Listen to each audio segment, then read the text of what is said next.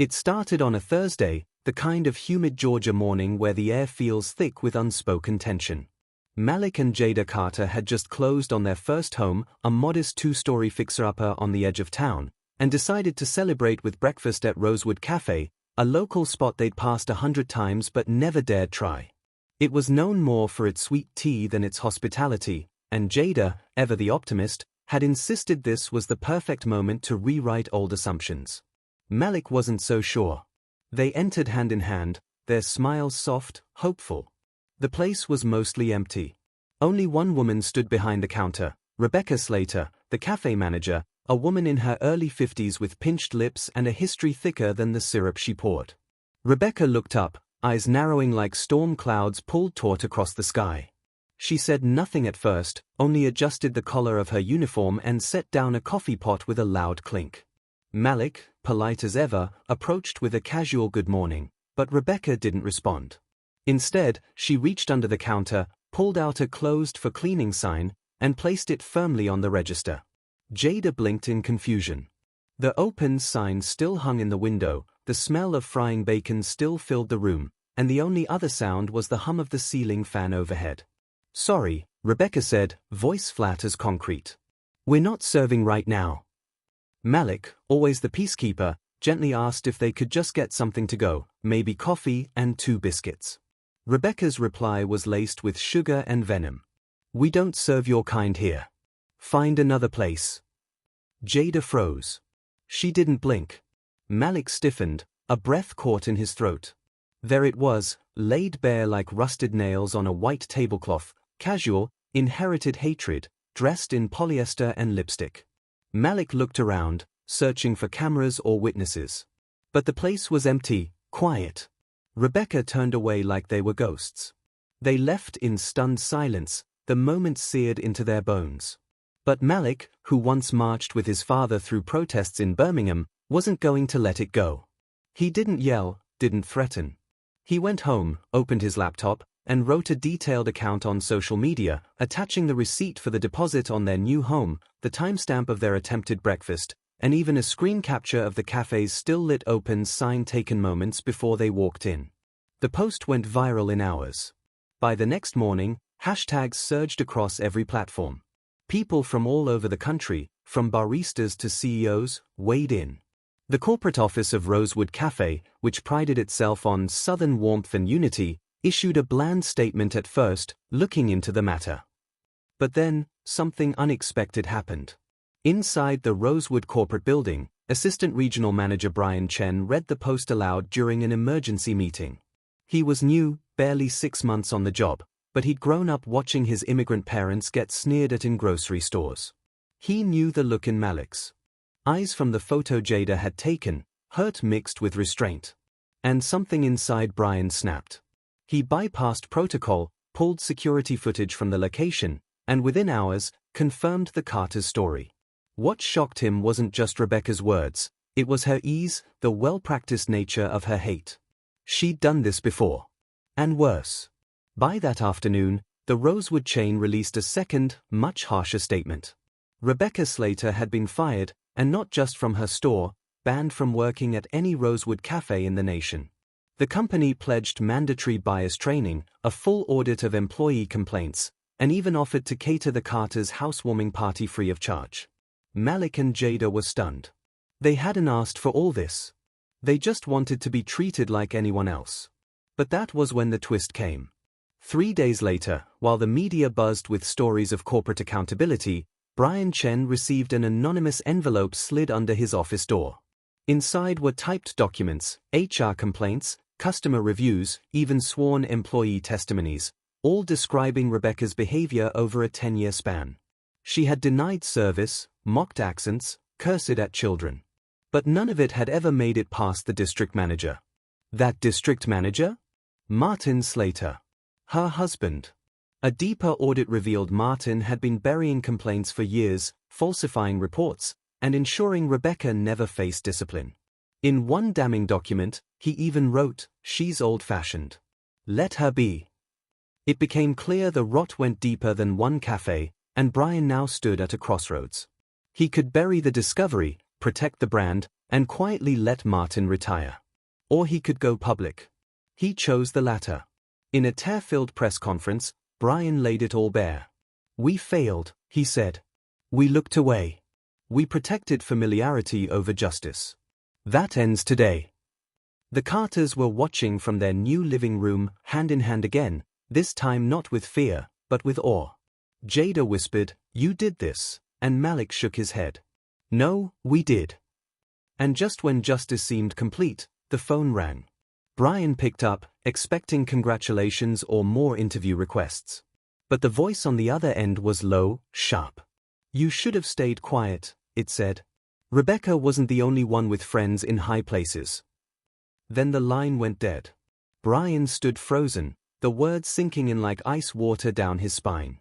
He looked toward his office window, toward the Rosewood building across the street, and for a split second, thought he saw someone watching him from behind the tinted glass. Justice had been served, yes. But something darker had just begun. Bryan barely slept that night. Every sound, a creak in the floorboards, a car engine turning over outside, felt heavier than it should.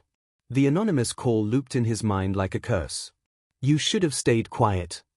He hadn't told anyone, not even corporate legal, about the warning. Something told him this wasn't the kind of thing that got resolved in boardrooms. The next morning, the media had already moved on. The Carters had accepted Rosewood's public apology. Rebecca's name trended for a moment and then vanished beneath the next scandal. But Bryan knew better. The silence wasn't peace, it was preparation. He arrived early to headquarters, and something felt off. The security guard at the front desk, a cheerful woman named Patty, wasn't there. Replaced by a stranger in a dark suit who didn't smile, didn't speak.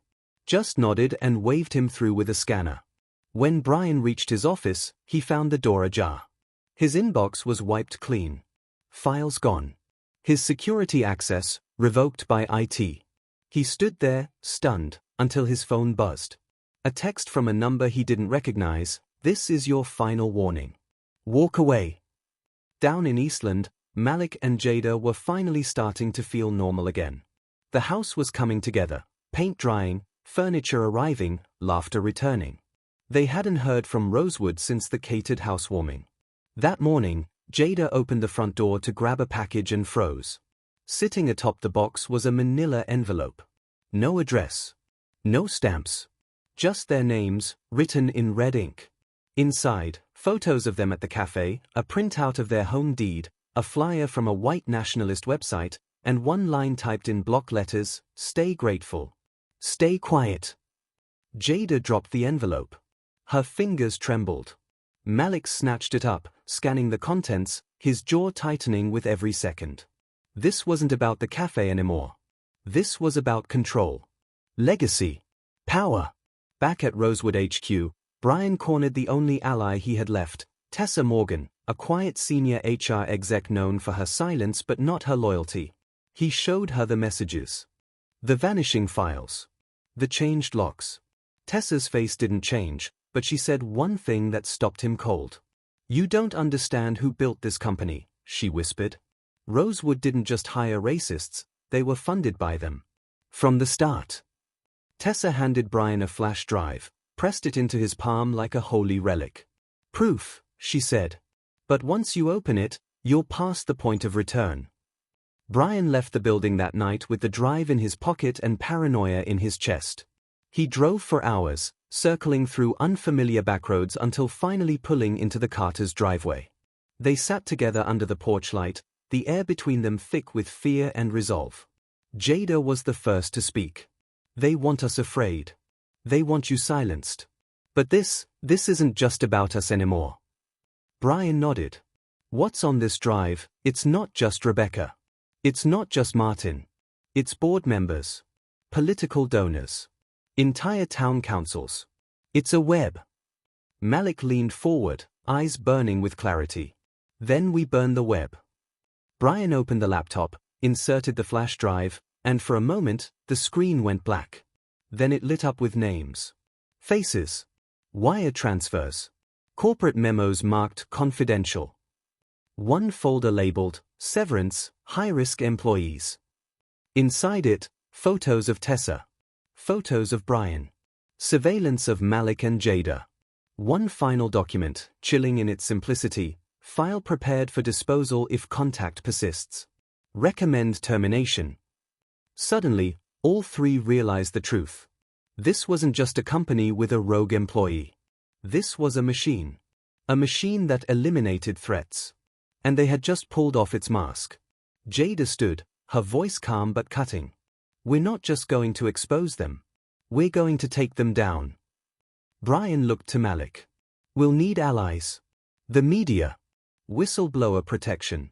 This drive can burn them to the ground, but if we move wrong, we'll be the ones buried. Malik smiled darkly. Let them come. We've got the truth.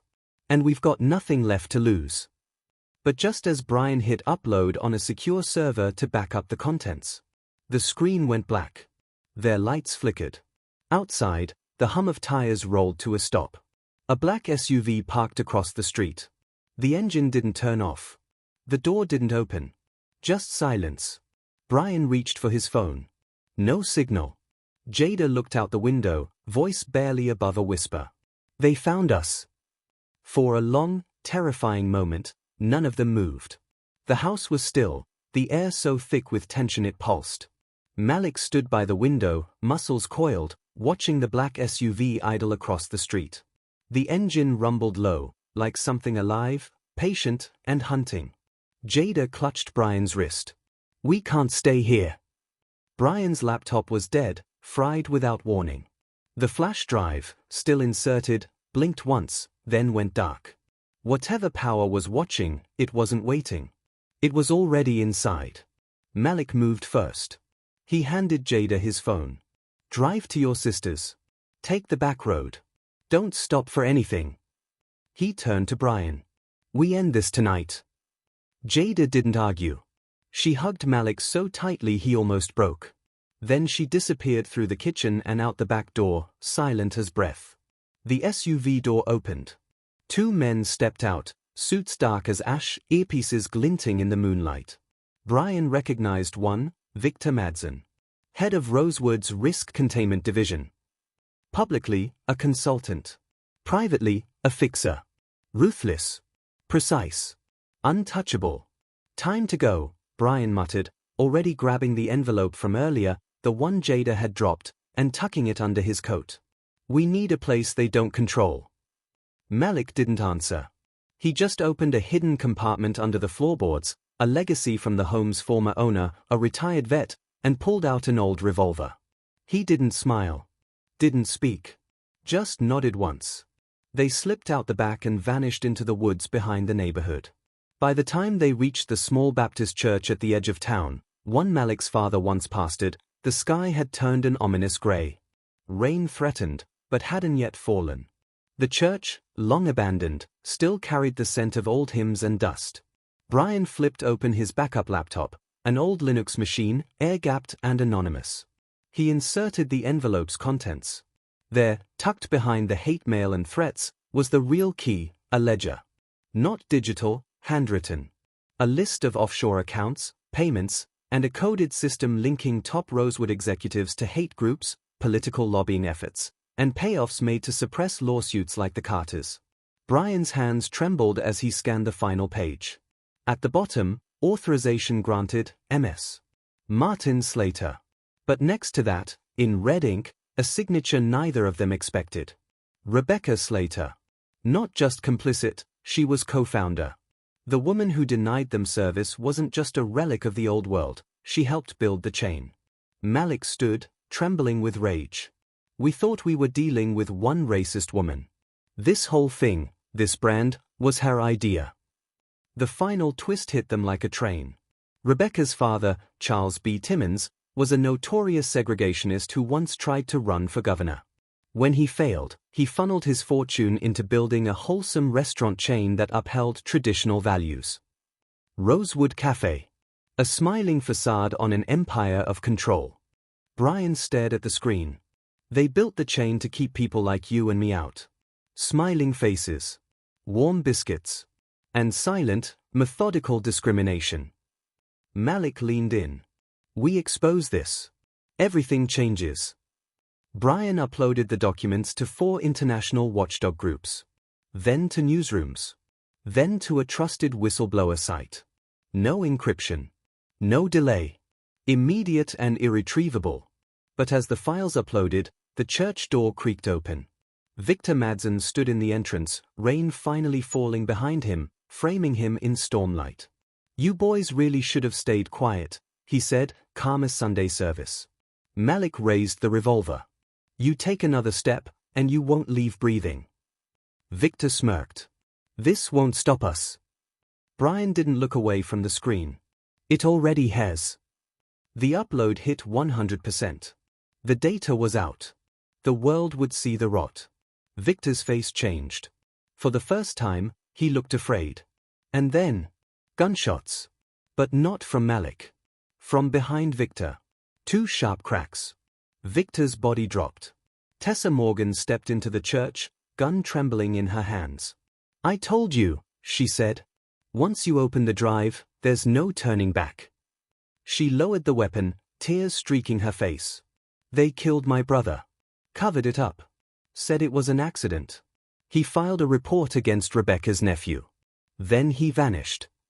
Malik stepped forward and caught her as she swayed. "You saved our lives."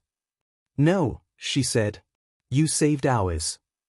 The church was silent, save for the soft rain and the sound of justice echoing in its dusty walls. 2 days later, the Rosewood Corporation collapsed under the weight of national scandal. The Carters became symbols, not of victimhood, but of resistance. A federal investigation launched. Whistleblowers came forward. Dozens of executives arrested. Jada returned home safely. She found Malik sitting on their porch swing, holding her photo and a mug of cold coffee. He stood when she arrived, hugged her like he never wanted to let go. "We did it," she whispered. But Malik didn't smile.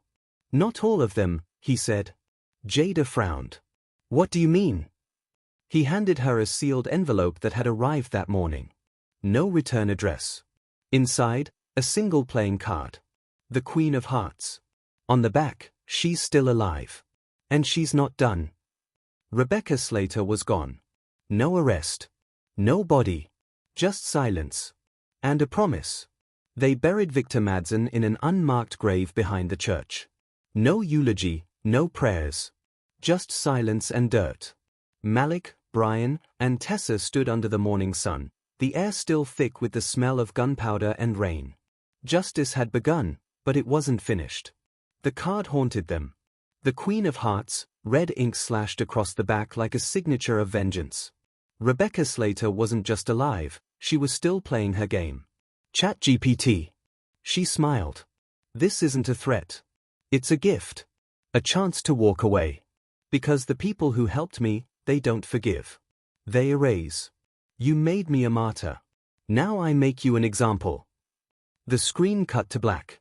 A timer appeared, 48 hours. Below it, a new file labeled redemption_files.zip. Jada stared at the screen.